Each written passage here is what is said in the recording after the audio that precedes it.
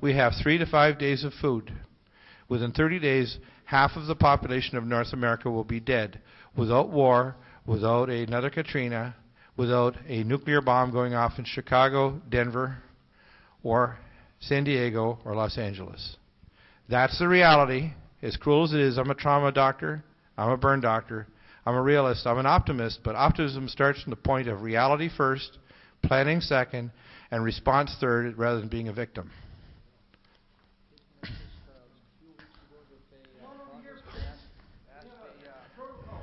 Yeah. Yeah, come on over here. Yeah. Yeah, come on over here so we can hear here. Yeah, your question. Your first name is? Annette, I've got a quick question. If a person encountered a situation where they wanted to kill themselves instantly, what would be a substance that they could take?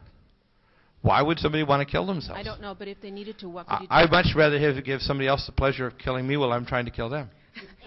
In that case, what could they use? Well, there's all kinds of ways. I don't want to elaborate on that. Let's put it this way. They have these little bottles they keep on taking to the airline. You can't bring water bottles on, and they triacetone, triperoxide bombs. Total garbage. Those bombs you can only make at very low temperatures. You have to be basically almost freezing in order to actually create them. They're so unstable they literally burn your hands off. So when they try to say this, they realize that most people haven't passed first-year chemistry and don't understand it. I know at least a half a dozen ways that could take a jet airliner down with something I can take on my person that nobody will ever detect by any molecular means. I know lots of ways of making directed energy and other types of weapons that I can manufacture by going to the local hardware store. They could basically outtake somebody with a 50 caliber gun. So if they really want to pick a fight, they're going to pick it with the wrong guy. And my buddies are very, very brave. They will stand up. And this government better take notice that we are not going to put up with them selling out to globalists. They themselves are putting themselves and their own daughters. George Bush's daughters are in jeopardy. They're breathing depleted uranium. As we stand here breathing today, we're breathing 4 to 8 times the amount of nanoparticles of depleted uranium that they allow a uranium miner by the Environmental Protection Agency. We are about to turn the Earth into a dying cinder with our DNA being fried by depleted uranium, which looks like, as we approach the Christmas season, if you look under a scanning electron microscope, they look like little Christmas balls under the microscope. These are 1 nanoparticle will kill you. 1 nanoparticle. Go ahead. Yeah, my name is Bill. This is such a happy presentation. I'm about ready to go to the other side. Well, don't. No, see, there's always a buzz inside. That's why I bring people down, and you see in the other presentation, I bring them back up. But the thing is, I believe in this. You never show the children the edge of the bottomless abyss without making them realize that they have wings. Excellent. There's always a solution, but you have to ask the right questions. And what I really get disturbed by is people who focus on 1 or 2 issues alone, whether they call themselves patriots or whatever, and not connecting all the dots or realizing that at the end of their matrix, there's another matrix. And there's many patriots, and I won't mention names, that say they don't like whistleblowers. They're a dime a dozen. We are the cannon fodder of the New World Order. We are the backbone that the journalists receive our information. And my message today is to all the whistleblowers, the people who are getting administrative renditions, whether they're doctors like me, attorneys, military personnel, special forces, government bureaucrats, of this and every other country. You need to stand up and realize we want to stand with you because we know that you know what the hell is going on, whether you're that Canadian that works on the Aurora spacecraft will fly between here and our moon base that's mining helium-3 on that city, or our colony on Mars, or our space platforms, or our Star Wars-based technology and weapon systems that they keep lying about to the Canadians and other people, saying someday we'll weaponize space.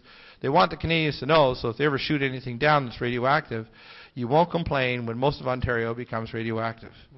That's why they want to make sure the Canadians are on board, because it's already up there and has been for decades. Question then about who's behind all this. Is it Michael Tessarian and his, if you're familiar with his alien Anunnaki? I'm going to get into that stuff. Okay. That's part of my next talks. That's why I want you to understand that we're dealing with not just a human war, we're dealing with a war of as it says in the Bible, which has some truth. We are at war not with flesh and blood, with both principalities and powers and spiritual wickedness in high places. We're dealing with transdimensional and what I call IFE and life, and I'll explain that later in one of my slides.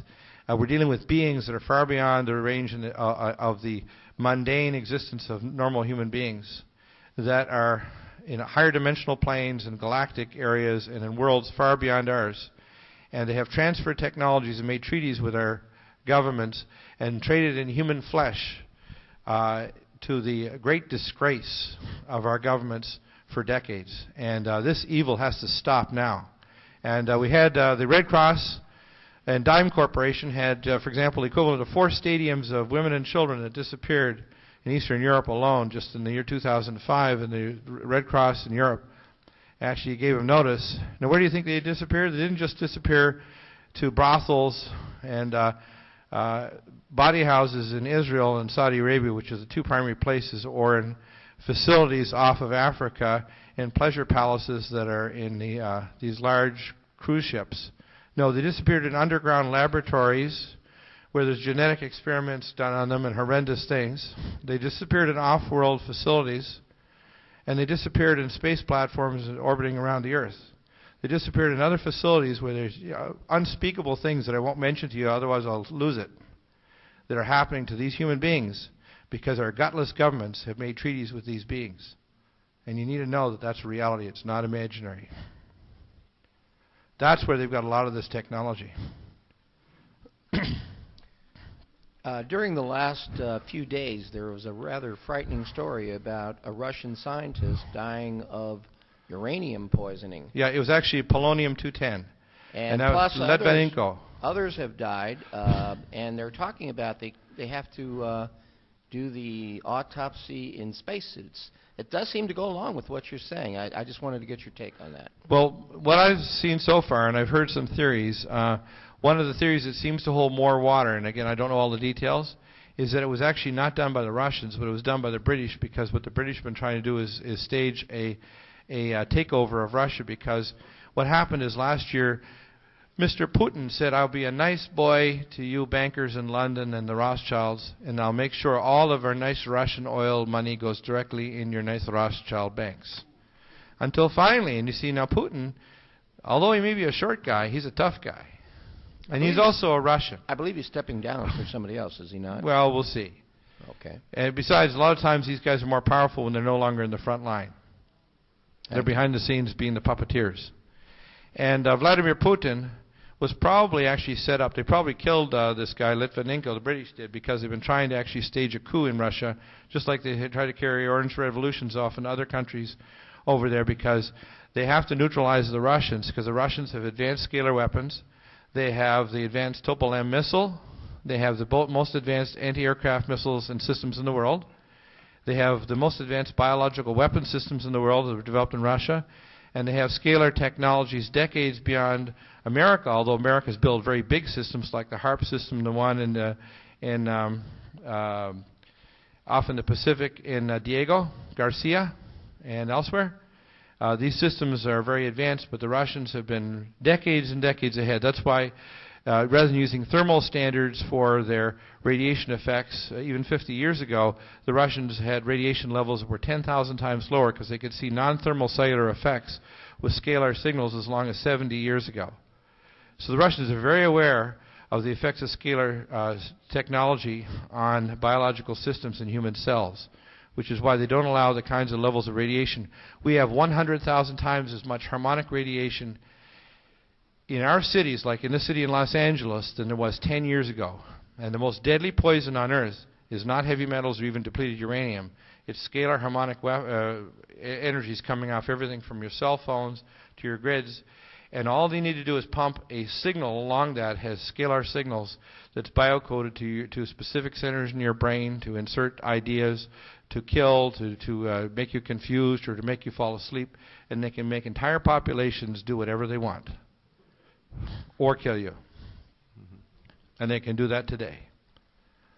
Yes, go ahead. I just wanted to ask you, how did you acquire all this information? It's an incredible amount. I think you said you had a photographic memory. Fairly close. Mm-hmm. And you seem to remember everything you've been told. Is that pretty close? Yeah, that's really remarkable. It's a gift that I was given, I think, for this moment. And you'll see that I've been called not only as a doctor and a scientist, but I'm called here, when you see my other talks, I'm called to speak as a prophet. Mm-hmm. And I'm talking about in the words of the prophets of the ancient ages, like the last great prophet, Yeshua HaMashiach,